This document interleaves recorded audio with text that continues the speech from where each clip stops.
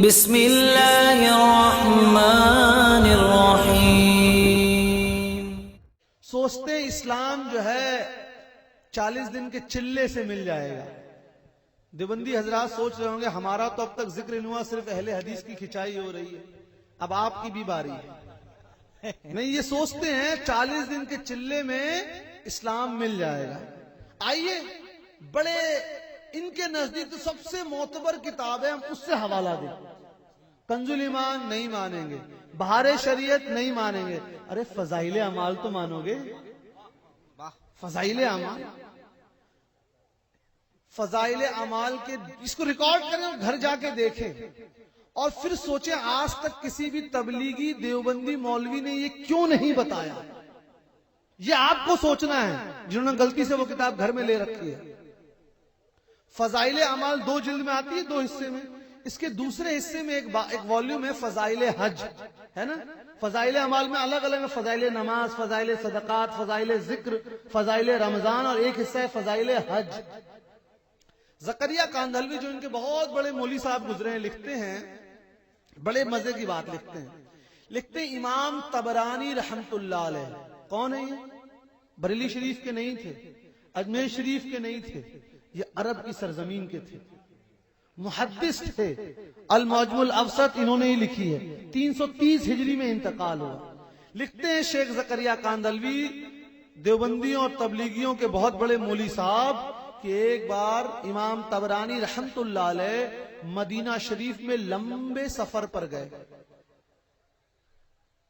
اگر ہمارا واقعہ جھوٹا ہے تو بولیے گا جھوٹا، نہیں دیکھا تو ہم کتاب دکھا دیں گے۔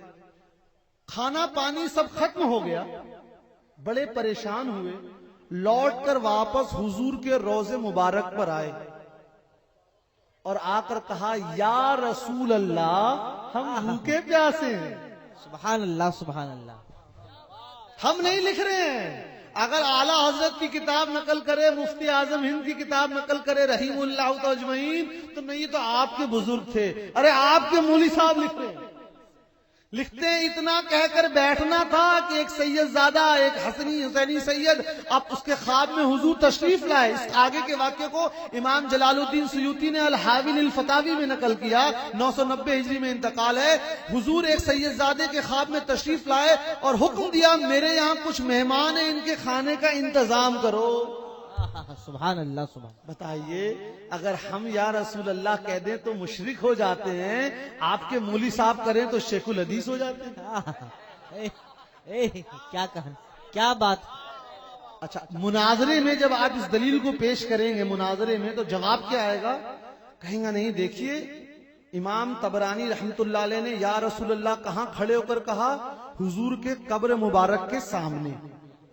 تو ہم بھی حضور کے روضے مبارک کے سامنے جا کر حضور کو یا رسول اللہ کہنے کے قائل ہیں، لیکن یہاں بلسن شہر میں رہ کر، پٹنہ میں رہ کر آپ یا رسول اللہ نہیں کہہ سکتے، یعنی دور سے نہیں پکار سکتے۔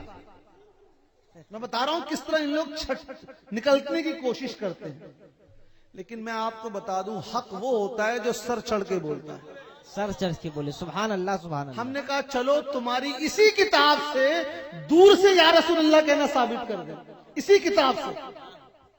اسی فضائل اعمال میں مولوی زکریا کاندھلوی میں ایک باب باندھا فضائل درود، واقعہ نمبر 4242 جا کر دیکھیں۔ لکھتے ہیں شیخ ابو بکر شبلی جنید بغدادی رحمت اللہ علیہ کے ہم اثر، ان کے متعلق لکھتے ہیں کہ لوگ ان کو، بغداد کے لوگ ان کو پاگل، مجنون، مجذوب سمجھا کرتے تھے، لیکن اب روایت نقل کرتے ہیں لیکن ایک بہت بڑے بزرگ نے شیخ ابو بکر شبلی کے ماتھے کو بوسہ دیا، چوما، تو لوگوں نے پوچھا ارے بغداد کے لوگ تو ان کو مجذوب سمجھتے ہیں اور آپ کھڑے ہو کر ان کے ماتھے کو بوسہ دے رہے ہیں؟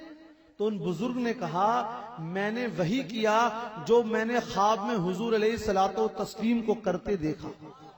سبحان اللہ سبحان اللہ، بہت اچھی۔ تو میں نے حضور سے دریافت کیا کہ ابو بکر شبلی کا اتنا اونچا مرتبہ کیسے ہو گیا کہ حضور بوسہ دے رہے ہیں؟